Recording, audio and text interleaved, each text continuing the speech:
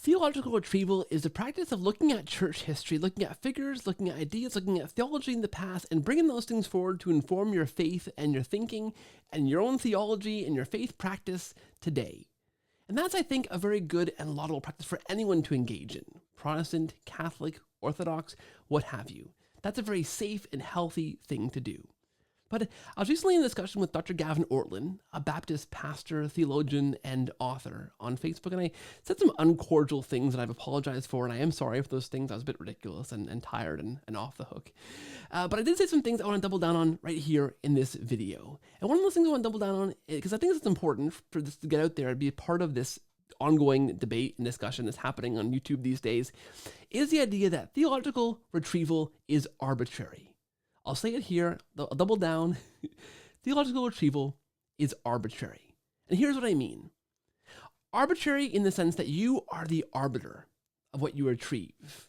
It is in the eye of the beholder what you retrieve in a system of theological retrieval. You decide. Not that it's random or chaotic or goofy or underhanded or schemy, but that you are the ultimate person. You individually are choosing what to retrieve from church history and put into your own faith practice. Okay? Now, whether or not you think that's dangerous or weird or silly or somehow, I don't know. That's up to you to decide. Okay? But I'm telling you why I think now it is arbitrary practice. And in that sense, needs to be carefully and closely considered. All right? Let me expand a little bit.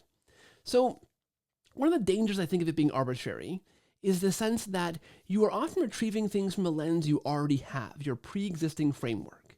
Okay, so a Baptist looks at church history and retrieves ideas from church history that fit with the already existing theology or framework they have as a Baptist. A Lutheran does the same thing, looks at church history, tries to find classical Protestant thinking that will fit the scheme they already have, they've already subscribed to as a Lutheran. Now, in both cases, they can say the Bible is the ultimate arbiter of what they retrieve, right? Whatever they retrieve from church history, whatever doctrines, dogmas, theologies, thinking, figures, thinkers they find in church history has to line up with the Bible. But again, what they mean is their interpretation of the Bible. And a very classic example of this, a case study, would be the idea of baptismal regeneration. You can find on YouTube debates between a Baptist and a Lutheran thinker on this topic, both claiming to subscribe to classical Protestantism, who disagree on what baptism does and means. And they draw their sources from classical Protestant thinking. They've retrieved these sources through the process of theological retrieval and come to different conclusions because they had already existing frameworks. Okay? So that's one thing that I think makes this something that, okay, is arbitrary.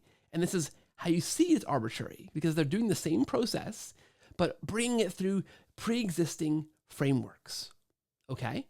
Now, even if you manage to check your biases to the nth degree and make sure you're very, very careful with how you screen things, you have a very, objective system set up to make sure you're not just retrieving things that fit your already existing framework, being very, very careful, you are still choosing what to retrieve and make as part of your system of theology, your faith practice, your framework. You are still choosing. And that's arbitrary because you are the arbiter. Okay? This is what happens. This is how it is done. One of the things that Gavin mentioned in the very brief response to me on Facebook was that Catholics do this too. He mentioned the Second Vatican Council and the Ressourcement movement as an example of this. Well, and he's right. This was a movement in the Second Vatican Council where Catholic theologians were looking at the patristics, at the ancient church, at documents, at figures, at thinkers, at thinking, at theology, and bringing that forward to inform the Second Vatican Council to make a way forward for the church in the new, millennium, or what have you. This was a popular movement at the time. And regardless of what you think of the chaos that sometimes was caused in the wake of Vatican II, and some of its not so great ramifications, this was a popular movement with great intentions and very, very important in the history of the Catholic Church and Second Vatican Council. Now, here's the difference between this and Protestant retrieval. And this is, I think, fundamental. In Protestant retrieval, you as a Baptist or a Lutheran or a Methodist or a non-denominational evangelical are looking at church history and choosing what to retrieve and bringing that back with you, maybe mentioning that or bouncing it with the Bible. That's your ultimate arbiter, of course, but then choosing what to practice in your own faith practice or in your church if you're a pastor or your denomination. You're the one choosing those kinds of things. In the Resource Small movement within Vatican Council, Second Vatican Council, those theologians, those historians, were finding things in the ancient church and bringing those forward and submitting those to the weight, to the test of the magisterium, which is the authority of the bishops in succession with the apostles from the time of Christ, under the authority that Christ gave to bind and loose to those apostles, right? The Catholic Church believes it has this power handed down through the bishops to actually bind and loose, and that they are free from error. So, the Resource Small movement submitted the thinking to the Vatican Council, to those bishops, in documents, in writing, in whatever what have you. In those discussions, it was the bishops who ultimately crafted those documents, signed those documents of Vatican II, the different constitutions, and voted and ruled on those through the authority given by Christ, they believe, in the magisterium to rule on those things. That's not arbitrary. That's an arbiter called the magisterium that's ruling on what of those things that are retrieved are worthy of being put into faith practice. Now, whether or not you believe the magisterium actually exists, whether you believe as a non-Catholic Christian that the bishops have that power, which as a Baptist, as a Lutheran, as a Methodist, as an evangelical non-denominational Christian, you would not believe those things. You probably don't believe those things, so you'd be Catholic. They still believed they were doing that. Those retrievers in the Resource Small movement believed they were doing that. And even them believing that makes that different than a Protestant retrieving that theology. It's it's not arbitrary. The Protestants doing it one way, the Catholic thinker, theologian, Resource Small movement person is doing it a different way. They're retrieving that, but then submitting that to an arbiter that they believe is infallible. So that's a different way of doing theological retrieval that does not compare. Even if you don't believe the arbiter in the Catholic Church is infallible, they still believed they were doing it that way. Now, I don't think, maybe you do, as a Protestant, as an evangelical, as a non-Catholic Christian, that you are ultimately submitting your retrieval to the Holy Spirit, and your decision to retrieve that thing is infallible when you choose that and begin to practice that.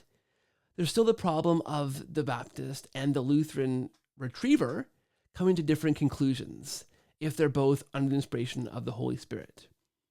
So in one case, there's a Protestant retrieving this thing arbitrarily through their own framework, or even not, still the one choosing, bringing that forward and practicing that.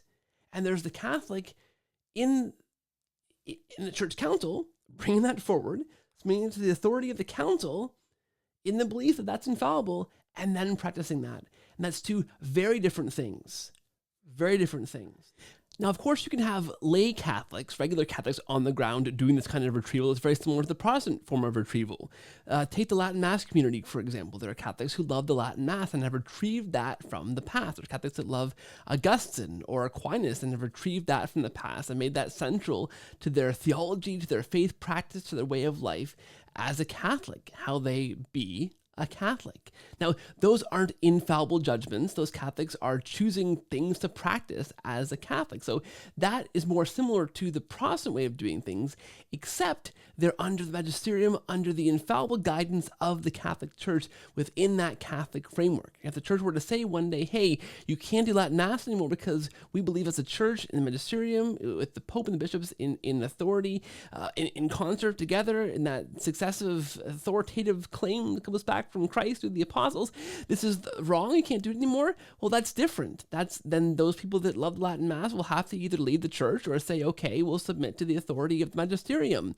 And that's different. That's a different experience than the Protestant retrieving something for themselves and making that central to their faith practice, or even a part of their faith practice. Those are two separate things because that authoritative structure exists there in the Catholic Church with the magisterium, whether you believe it or not. those people still believe they're doing that thing. Why is this dangerous? Well, my friend Dr. Doug Beaumont, a convert himself, recently came on my show and said something that really stopped me in my tracks. And it's this: you can't just be Protestant. So when someone like Cameron Tooth from Captain Christianity announced he's becoming Catholic, and there are all kinds of response videos that came out, a lot of them said, well, hey, if you just looked more deeply, if you'd retrieved more deeply from the classical Protestant tradition, you'd have found the things that you love in classical Protestant thinkers, because it's there. Baptism, the Eucharist, the saints, all these things, they do exist from classical Protestant thinkers and can be retrieved from history. Now, the problem, of course, is that you can't just be classically Protestant. You can't convert, as Doug said, to classical Protestantism. You have to find a church to belong to and go to on a Sunday morning. So you can't be a Baptist and believe in baptismal regeneration, because that's not what Baptists hold. And if you hold that, you can't in good conscience go to a Baptist church. I mean, you can hold that in a weird tension and believe that they're all wrong on this major point of doctrine. But you can't just retrieve these things and find a church that fits you, because those things don't fit. Right? You can't just hold all these different views that you think exist in classical Protestantism and find a church that holds all those things, because even the very first Protestants couldn't agree on those things. Even Calvin and Luther disagreed on very fundamental things, never mind Zwingli. Those classical reformers disagreed. And so you can't just retrieve classical Protestantism, because right off the bat you have to ask yourself, well, which version of classical Protestantism am I retrieving? And right there, from the start, you're already having to put a lens on your retrieval process, because you have to go somewhere on a Sunday morning. You can't retrieve willy-nilly from all these different traditions and then go, well, okay, I'm Protestant, but where do you go to church? That's why I think the process is not only arbitrary, but becomes dangerous, becomes weird, becomes, I don't know, unworkable. Anyway, those are my thoughts. Open to comments, open to criticisms.